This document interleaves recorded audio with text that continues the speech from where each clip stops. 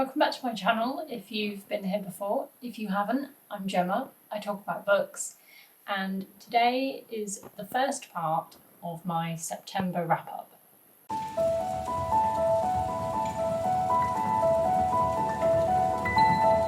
So the reason why I'm doing my September wrap-up in two parts is because September was not a very good reading month for me.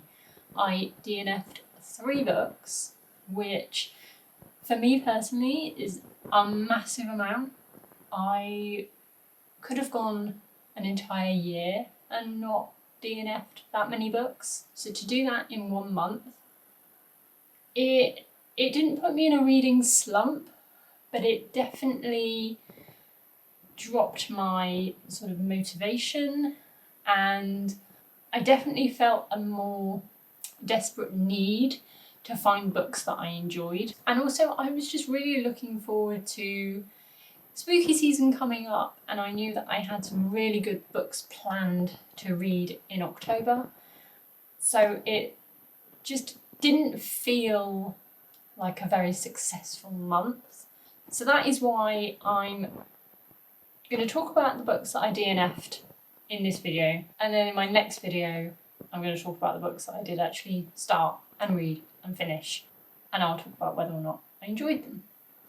So books I DNF, I can't rate or review because I didn't read them as a whole book.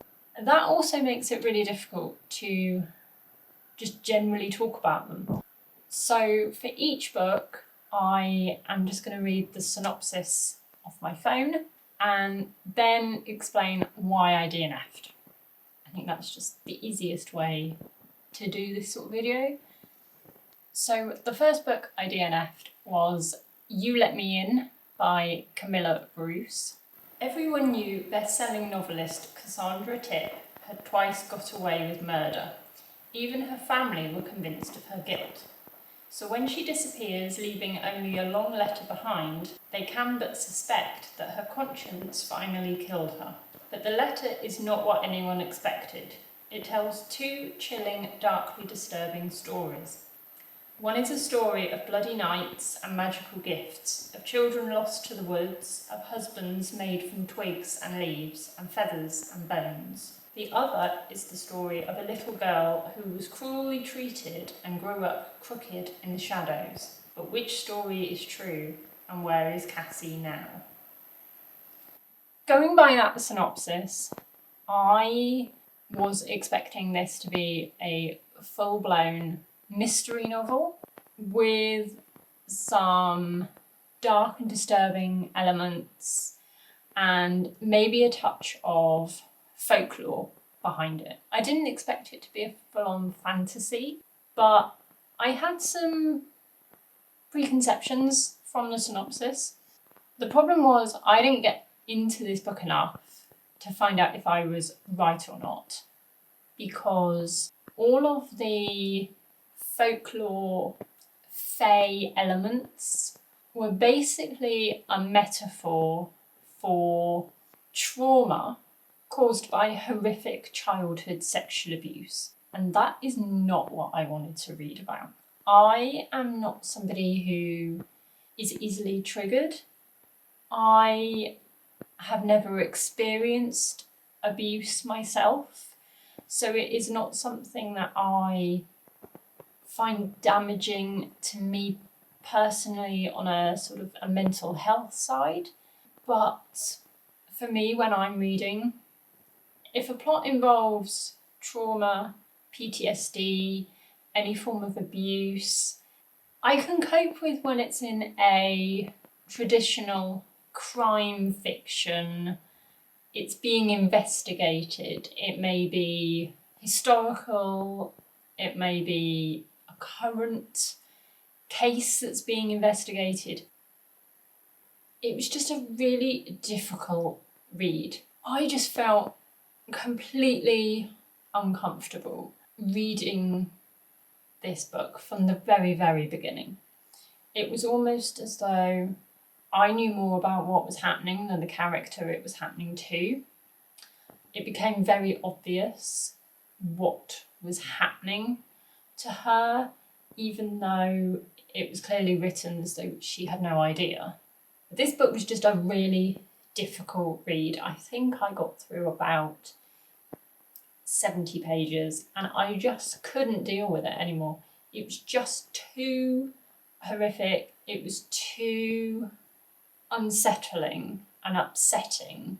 I just didn't enjoy what I was reading, so I had to stop. The next book that I DNF'd was Hannibal Rising by Thomas Harris. Hannibal Lecter wasn't born a monster, he was made one. A mute boy emerges from the nightmare of the snowbound Eastern Front of World War II, a chain around his neck. He will not speak of what happened to him and his family. He seems utterly alone, but he has brought his demons with him.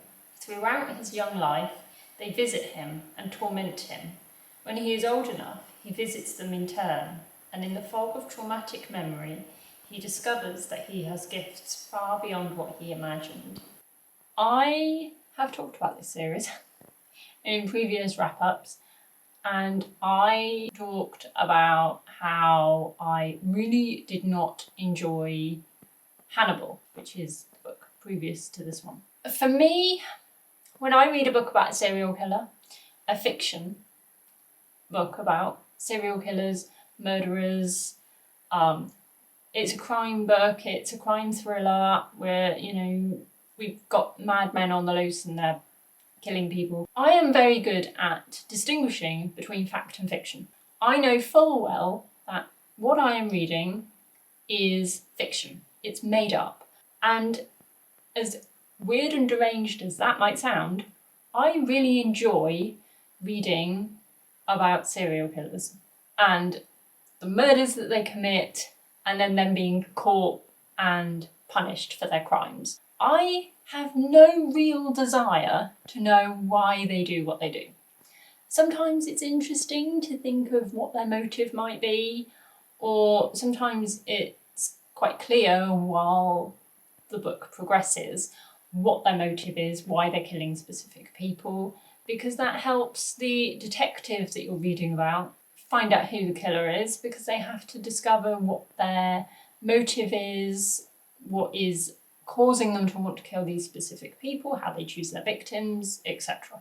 However, I have absolutely no interest in knowing the specifics about why a serial killer kills. Sometimes it's interesting if you're reading a true crime thing or watching a documentary, but generally, I don't care. To me, there's no real excuse for why people kill. So to try and justify it by giving them an entire backstory, going back to their childhoods, all you're doing is defending their actions. And that to me is just ridiculous. This book was just boring from the start.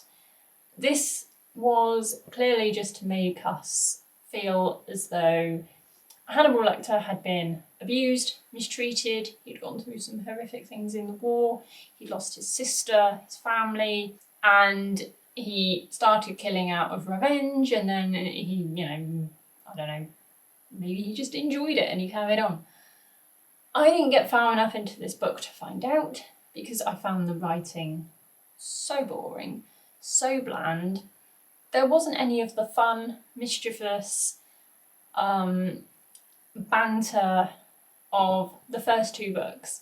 And Thomas Harris, he wrote two fantastic books in the beginning. Red Dragon, Silence of the Lambs, absolutely incredible, top notch, loved them both. Then Hollywood came along and films came along. And this to me, the third book, Hannibal and Hannibal Rising, were written purely because he wanted some films made. And I think he'd signed a contract and he had some dosh coming in. I can't think of any other reason why he would have written two such rubbish books and tagged them onto two brilliant ones using the same character. Because the character of Hannibal Lecter basically has a personality transplant. Between books 2 and 3, he is a totally different character. They completely ruined Clarice Starling in the 3rd book, which I just find completely inexcusable. And then we're going back in time to this childhood, this boy who we're supposed to suddenly be feeling sympathy and empathy for. And to be honest, I really couldn't care less. I just didn't care about him. I didn't like the writing style. I thought the characters were really just weak and bland and completely void of personality. And I just couldn't be bothered to read anymore. I just couldn't be bothered with it at all. And then the 3rd book that I DNF'd in September was Sundial by Katrina Ward. Rob fears for her daughters, for Callie, who collects tiny bones and whispers to imaginary friends, for Annie because of what Callie might do to her. Rob sees a darkness in Callie that reminds her of the family she left behind. She decides to take Callie back to Sundial, her childhood home deep in the Mojave Desert, and there she will have to make a terrible choice. Callie is a friend of her mother. Rob has begun to look at her strangely, to tell her secrets about her past that both disturb and excite her, and Callie is beginning to wonder if only one of them will leave Sundial alive. So I was really looking forward to reading this book. I had not read any of Katrina Ward's writing before. I had not read The Last House on Needless Street. So I was really looking forward to this, and I absolutely love the cover of the UK edition hardback. I was just so obsessed, so excited. I'd gotten this copy in an Abominable Book Club box, and I was just really looking forward to reading it, and I couldn't have been more disappointed. I wanted scary children vibes. I'm going to be honest, I find children generally quite scary anyway, on a daily basis. They freak me out. I don't know what to do with them.